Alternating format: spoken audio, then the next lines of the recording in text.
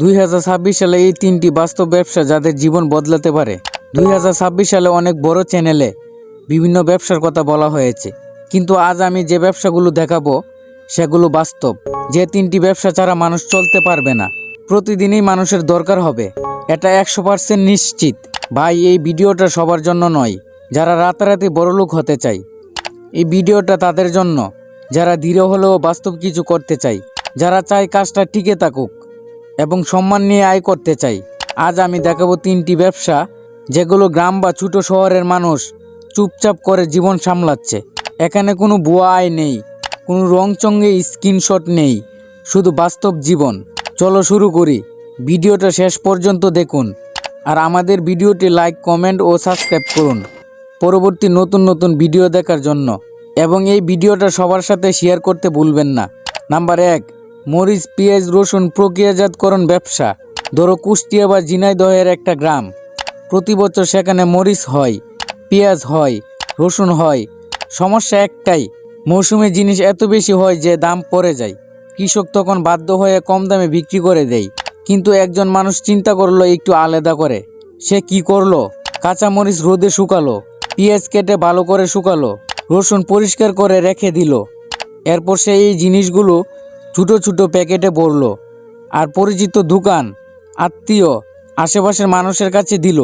এখানে কোনো কারখানা নাই, কোনো লাখ টাকা ইনভেস্ট নাই, শুধু একটা জিনিস, নষ্ট হওয়ার আগে জিনিসগুলো ভ্যালু বাড়ানো। কারণ মানুষ প্রতিদিন রান্না করে, আর রান্না করে এই 3টা জিনিস সবসময় লাগে।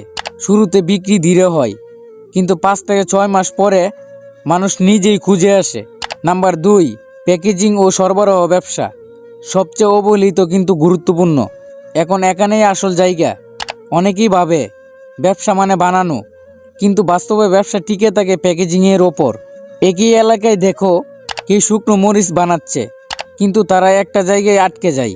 তারা বলে প্যাকেট নাই, ওজন ঠিক না, দোকানে নিচ্ছে না।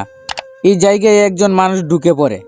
সে নিজে কিছু বানায় না, সে কৃষকও না, সে শুধু করে পলি ব্যাগ রাখে, ডিজিটাল ওজন মেশিন রাখে, একটা ছোটো হিট সিল মেশিন রাখে।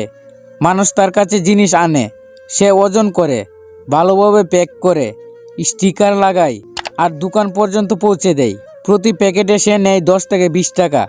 দেখতে ছোটো মনে হয়, কিন্তু দিনে যদি 30 থেকে 40 প্যাক হয়, এই আয়টা নিয়মিত হয়। সবচেয়ে বড় কথা, এই ব্যবসা ছাড়া নাম্বার 1 আর নাম্বার 3 দুটো ব্যবসা ঠিকমতো চলতে পারে না। নাম্বার 3, গ্রাম থেকে স্বাস্থ্যকর নাস্তা ছোট উদ্যোগ। এখন আসি সবচেয়ে পরিচিত জায়গায়, রান্না করে। ধরো নড়াইল বা বগুড়ার এক গৃহিণী, সে প্রতিদিন নিজের বাচ্চার জন্য রান্না করে। একদিন সে ভাবে, আমি যেটা নিজের ঘরে খাওয়াই সেটাই যদি অন্যদের দেই। সে বানাতে শুরু করলো চিরা মিক্স, মুড়ি বাদাম, ঘরে বানানো সহজ নাস্তা। শুরু করলো মাত্র 5 থেকে 10 জন পরিচিত মানুষ দিয়ে। সে কোনো ফুড ফ্যাক্টরি খুলে নাই, কারণ দরকার নেই। বিক্রি করে পরিচিত দোকান, স্কুলের আশেপাশের মানুষ আর অফিস গ্রামে পরিচিতদের কাছে।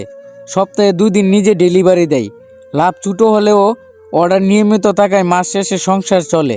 তো বন্ধুরা, আমাদের ভিডিওটি যদি আপনাদের কাছে ভালো লেগে থাকে তাহলে আমাদের চ্যানেলটি লাইক, কমেন্ট ও সাবস্ক্রাইব করুন পরবর্তী নতুন নতুন ভিডিও দেখার জন্য, এবং এই ভিডিওটা সবার সাথে শেয়ার করতে ভুলবেন না।